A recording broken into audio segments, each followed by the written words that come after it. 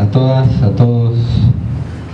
Mi nombre es Ariel Aguilar, soy la parte mala, soy la parte empresaria. Agradecer a que, bueno, ahora vamos a diferenciar un poco esta cuestión, pero agradecer a quienes hacen esta carrera por esta invitación, por luego estar con Leonardo, con Daniel, Marcos Ambruso, muchas gracias por la invitación, muchísimas gracias, chicos. Y brevemente, sí, la Confederación General Empresaria, ya que preguntaron qué era, es una confederación que reúne a más de 60 cámaras pymes de diversos sectores, que podemos hablar de metalúrgico, textil, calzado, marroquinería, ópticos, tintas gráficas, bueno, de los más diversos sectores, la mayoría de ellos mano de obra intensiva. Y cuando nombró a la agrupación Helbar, sí, pertenezco a esa agrupación.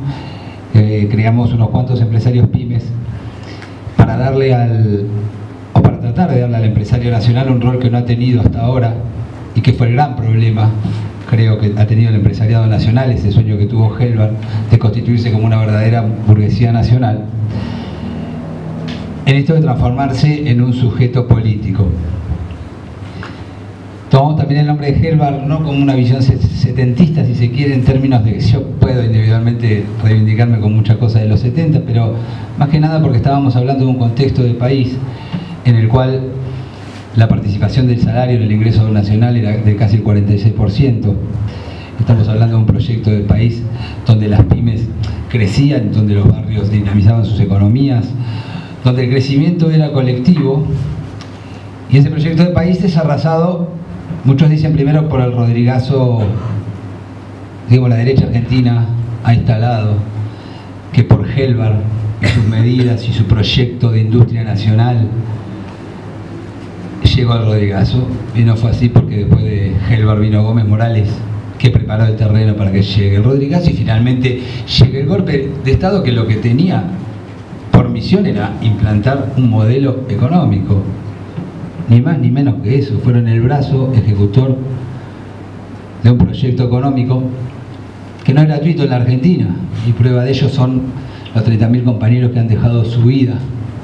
Esto no es igual a otros países. Este país tiene una historia de luchas, por este país pasó el peronismo, por este país pasó la discusión de la redistribución del ingreso. Entonces, un poco por tomar el nombre, y ahora vamos al contexto actual, sí, pero sí reivindicamos ese nombre. Y cuando lo nombraba recién a Marcos Ambruso, yo lo conocí negociando paritarias. Quien les habla, no solo soy empresario pyme, o bueno, ahora me toca presidir una cámara, sino que además personalmente negocié paritarias 10 años de este lado. Marcos lo sabe muy bien.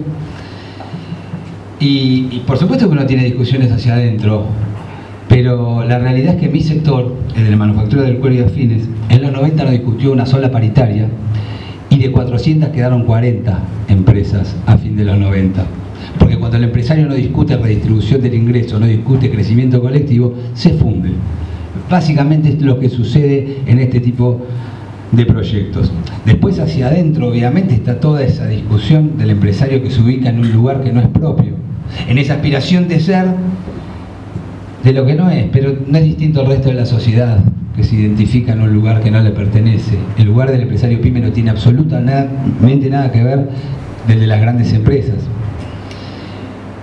Entonces, la etapa que se fue construyendo durante estos años, porque saltamos directamente de Helbar al 2001 para no hacerlo larga, pero sí quiero saltar hacia ese lugar porque se volvió a hablar de crecimiento colectivo, de industria nacional, de redistribución del ingreso a partir del 2003. Esto es innegable. Entonces, cuando uno llega a esta etapa, a empezar a discutir otro tipo de tema, empieza a proyectar otro tipo de país, lo único que logramos en estos años, en definitiva, fue el incipiente crecimiento de una industria nacional. Esta era la etapa de crecimiento con inclusión. Y la etapa que nos planteábamos ahora como proyecto de país era la etapa del desarrollo.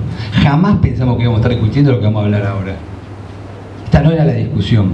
Porque claro que había problema. Porque nosotros tenemos que discutir cómo se forman los precios en la Argentina. Tenemos que discutir competitividad. Pero por supuesto que hay que discutirlo. Porque si no, no íbamos a dar ese salto al desarrollo que teníamos que dar, porque esto tenía un cuello de botella. Esto como estaba no seguía. Y esta discusión del desarrollo a nosotros nos ponía en el lugar, por ejemplo, de trabajar en las cadenas de valor, en la concentración de los insumos básicos. Ustedes tengan en cuenta que cemento, aluminio, acero, cuero en mi caso, lo manejan 3, 4 empresas, 2. El final de las cadenas de comercialización, por ejemplo, de alimentos, de leche cuántas son 2, de galletitas son 2. Entonces teníamos mucho para discutir de cómo se forman los precios en la Argentina. Cuando el gobierno actual nos habla y nos plantea que tenemos que tener competitividad, y ahora traen eso, pero nos plantea una competitividad absurda. Esto es como que dos personas, un chico de 5 y una persona de 20 años se pongan a correr, y sí, está bien, los dos arrancan del mismo lugar, pero las condiciones no son las mismas. Y la verdad que plantearnos competitividad vía ajuste de salarios con Medio Oriente no es el proyecto del país que nosotros queremos. Nosotros no queremos ser China, esto es Argentina, y el crecimiento colectivo o no es, o tenés el lío social que tenés cuando acá sucede lo que describía recién Leonardo. Entonces, digo, en ese marco de discutir competitividad, la parte que venía era discutir esto, los costos en logística, las cadenas de comercialización, los costos bancarios. Esta era la discusión que nosotros nos planteábamos, este era el salto. Quizás nos creímos, ¿no?, que a lo mejor era el momento. La verdad, como me decía mi viejo, con el cordobazo pensamos que teníamos el sueño al alcance de las manos. Bueno, no fue así. Y esta es otra etapa. Entonces, cuando uno llega a este lugar y ve el contexto general en que se planteó esto, lo primero que fuimos fue la eliminación de todo tipo de restricción cambiaria.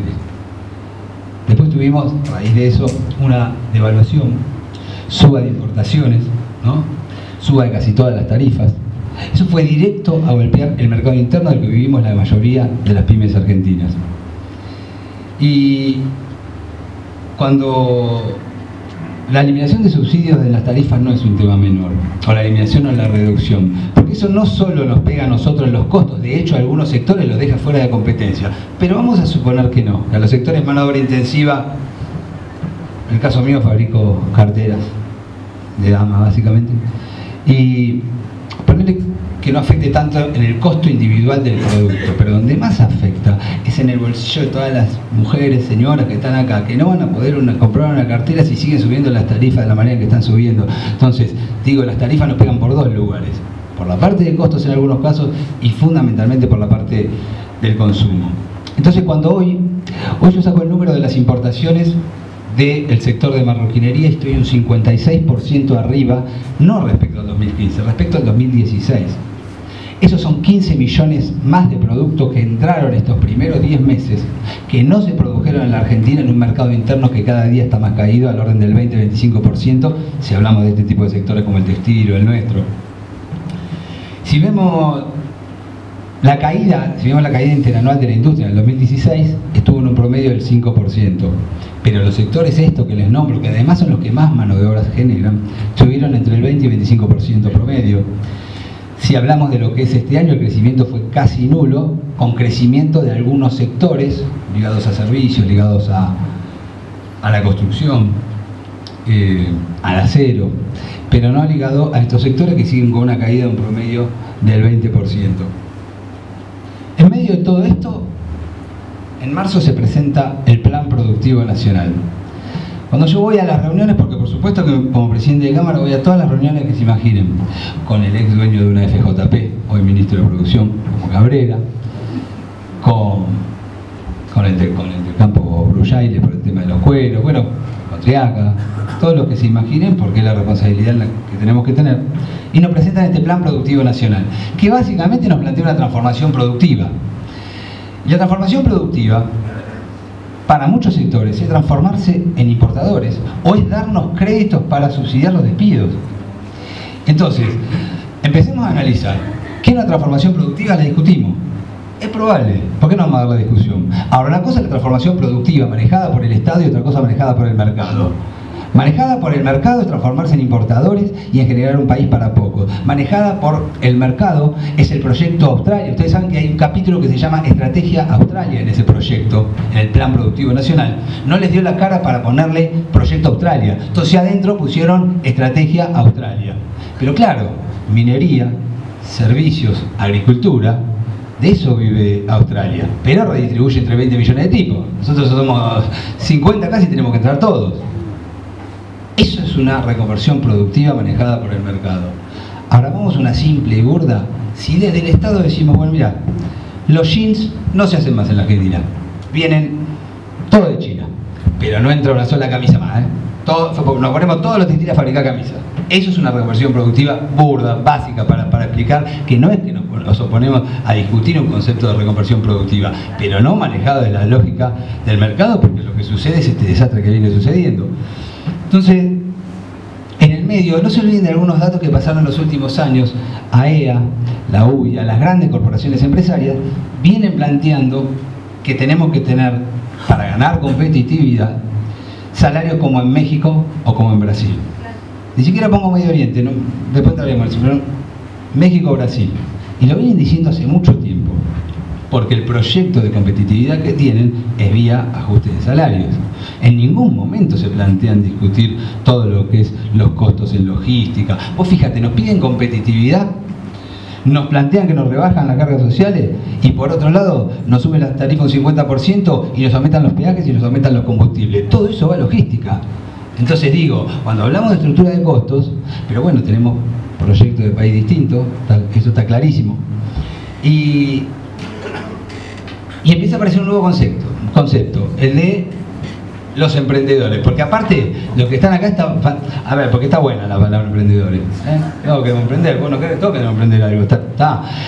Ahora vos fíjate qué se esconde atrás de la palabra emprendedores, porque el concepto final era este del monotributo, era este de precarización laboral. Y yo cuando discuto a veces con algunos empresarios, colegas de este tipo de temas, es que lo que hoy paguemos, a lo mejor menos de cargas sociales, o que se nos permita contratar un monotributo para tener menos gente en la fábrica, esto va directamente a que en 2 años explota el mercado interno. Un poco lo estaba diciendo, yo lo hablo en términos productivos de sostener nuestra fábrica. Nos quedamos sin mercado, señores, porque además no estamos exportando por una cuestión de precios, porque tenemos un mundo que está muchísimo más vendedor que comprador. ¿Y a dónde piensan que van a ir a parar ese excedente de producción? Entonces empieza a no ser casualidad la consolidación definitiva del proyecto, porque yo esto que nombré fue la primera etapa. La consolidación definitiva de este proyecto, la profundización si quieren, yo llamaría consolidación, pero y empieza con, por ejemplo, este tratado de la Unión Europea-Mercosur, en la cual nos hemos reunido y nos plantean a los sectores industriales, pero esto, el secretario de Comercio Brown, y el planteo era ¿qué aranceles podemos rebajar? Los aranceles son los aranceles industriales de importación que tienen muchísimos sectores para proteger a las industrias nacionales. Nada, lo que hacen los países desarrollados, no lo inventamos nosotros. Y todo a cambio de vender más productos agrarios, con un agravante. Yo no sé si este acuerdo se cierra o no, como quieren ahora en diciembre, y yo creo que la suerte nuestra está más ligada a que los productores europeos agrícolas rechacen el acuerdo porque le quieren bajar los subsidios que tienen. Digo, está más ligada a la suerte como pymes productivas a los granjeros franceses que a los negociadores argentinos para que no traigan esta industria. Esta es la verdad, ¿no?, de lo que sucede en esta negociación. Y en esta profundización se plantea esta reforma, esta triple reforma, que yo no la quiero atacar por separado. Y voy a dar unos ítems de este lado, de este lado. Por ahí no del lado que yo lo quiero dar de este lado. Entonces me plantean, no se pueden atacar por separado porque están ligadas. Cuando uno lee la reforma tributaria o lee la reforma laboral, te habla de rebaja en las cargas sociales y demás. En el planteo hay unos datos que yo tenía acá, ¿no? El tema quería hablar primero de la tributaria. Nosotros también planteamos que un 33% de impuestos en el costo de los productos es muchísimo. Pero por supuesto que lo planteamos y lo decimos hace años como sectores pymes. Porque cuando discutimos el ingreso bruto, inclusive, nosotros planteamos que sea por cadena de valor. ¿Por qué? Porque lo paga el cuero, la curtiembre, el que fabrica, el comerciante. Entonces se puede discutir. Pero nosotros nos planteamos una reestructuración, no una rebaja de impuestos, una reestructuración tributaria progresiva. Y hablamos de bienes personales, impuestos a la herencia, impuestos inmobiliarios. Ahora este proyecto de país fue el que bajó bienes personales de 1,25 a 0,75, a 0,50 y a 0,25 la alícuota para el 2018. Entonces Entonces no nos plantearon una reestructuración tributaria, plantearon una rebaja de impuestos para las grandes empresas, señores, o para los grandes grupos económicos. Entonces, y la ligo, esta parte tributaria, las voy a ligar las tres. Yo les quiero dar un ejemplo. Es falso que todas las cargas sociales favorece a todas las empresas, no, eso es mentira. La baja de las cargas sociales favorece a las grandes empresas. Y, por ejemplo, porque a nosotros nos suben la alícuota, vamos a un sueldo de 20.000 pesos, imaginemos un sueldo de 20.000 pesos. El año que viene nosotros pagaríamos 2.400 pesos, no pagarían cargas sociales, o sea que pagaríamos cargas sociales por 17.600 pesos. Entonces, nos van a cobrar la alícuota 17,5 de los 2.400. ¿Saben cuánto es el ahorro? 320 pesos. ¿A ustedes les parece que nosotros vamos a tomar gente por 320 pesos por empleado cuando destruyen el mercado interno, suben las importaciones, suben las tasas, suben las tarifas? ¿No les parece que un empresario, que esto va a generar empleo? 320 pesos en un sueldo de 20.000. Entonces empieza a ser una mentira que es un trabajo que uno empieza a hacer todos los días con los empresarios, en cada uno de los lugares. Ayer estuvimos hablando en la UON también de esto, de Morón. Porque cuando vos te llevas a los números, realmente, nosotros no invertimos porque somos buenos. Acá dice que va a llegar la inversión por la reforma laboral. Mentira, la reforma tributaria, no. Señores, nosotros invertimos cuando hay mercado. Nosotros invertimos cuando el trabajador tiene poder de compra. Entonces, este tipo de hechos hay que desenmascararlo todo el tiempo, hay que desenmascararlo con números, con hechos contundentes, porque esta gente viene por todo y tiene un proyecto de país. No es el mío, no es el de él, no es el de él y no es el de muchos de los que están acá seguramente, pero es un proyecto de país. Y esta es la profundización que nos plantean, porque además saben que quiénes van a pagar las inversiones de las grandes empresas, sobre todo porque a lo mejor sí van a invertir los jubilados, las asignaciones. Ahora, ¿sabes qué linda noticia? Que además de lo que significa a nivel social, qué sé yo, mi abuela en el 2004 me habló a mí, no me acuerdo la fecha, me decía a mí, yo de política no sé nada, pero Kirchner me dijo, bueno, nada, digo esto, pero al margen de ese tipo de cuestiones que tienen que ver con los hechos que uno vive día a día. ¿Ustedes saben qué noticia? Que vamos a perder casi 140.000 millones de pesos en el mercado interno, en el consumo del que viven la mayoría de las pymes.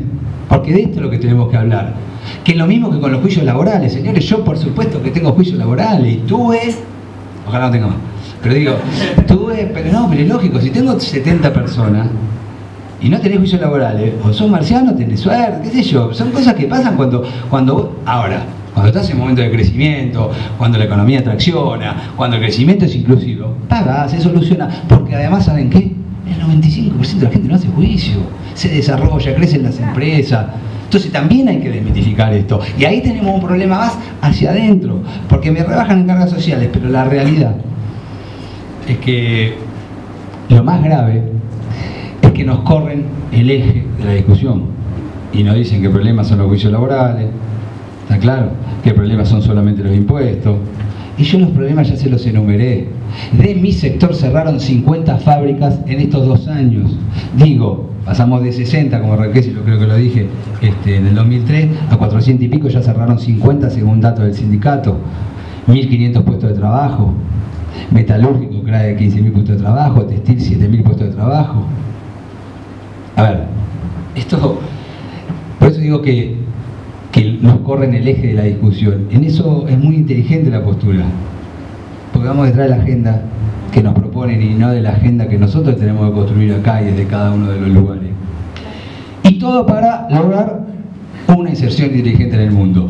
Maravillosos los términos que usan, inserción inteligente en el mundo. Díganme ustedes quién no quiere tener una inserción inteligente en el mundo. El problema es que queda ahí. Porque una inserción inteligente en el mundo, vista desde nuestro lugar, es exportar manufactura. Vista desde este proyecto político, es entregar las industrias y vender más productos agropecuarios. Este es el proyecto que tienen. Entonces empieza a no ser casualidad todo esto que fue sucediendo para llegar a donde, a diciembre. Hace 1 año y medio se organizó lo que fue acá, parte penoso el nombre, el Davosito. Vieron que era el foro de Davos allá, acá fue el Davosito. Pero fueron todos pasos que se fueron dando para llegar a este lugar. Esto, Unión Europea, Mercosur, el intento de entrar al Tratado del Pacífico. Y quedamos adentro de un mes, y no me voy mucho más, pero que es el tema de la organización de la 11 interministerial de la OMC en Buenos Aires. Yo estaba leyendo declaraciones de funcionarios que se ven en La Nación de la OMC, central, acá, representante de aquí, de la OMC, que decían que les parecía imposible hace 3 años poder realizar una reunión de la Organización Mundial de Comercio en Buenos Aires, y hoy es un hecho. Y van a haber mucha discusión sobre este tema, porque la agenda, muchos de los 164, la OMC se define como la única entidad que rige las normas comerciales en los países del mundo. Se autodefine así, entran en la página de la OMC y se autodefine así. Y el miedo o el temor de parte de la gran mayoría de los 164 países, que son los países en desarrollo, es que en Buenos Aires se apruebe algo que no logran poner en agenda Estados Unidos, Japón, que es el tema de la liberación definitiva del comercio electrónico. La liberación del comercio electrónico, uno lo suena y dice, pero si uno, comercio electrónico, de hecho yo tengo mi tienda y digo, uno comercia con tiendas virtuales, con el comercio electrónico. Básicamente son 5 empresas las que imponen esta agenda, intentan imponérsela a los estados, que son Google, Facebook, Amazon, Microsoft y Apple. Van a escuchar mucho estos días hablar de estas empresas, porque estas corporaciones, todas norteamericanas, lo que intentan poner en agenda es pasar sobre la soberanía de las naciones.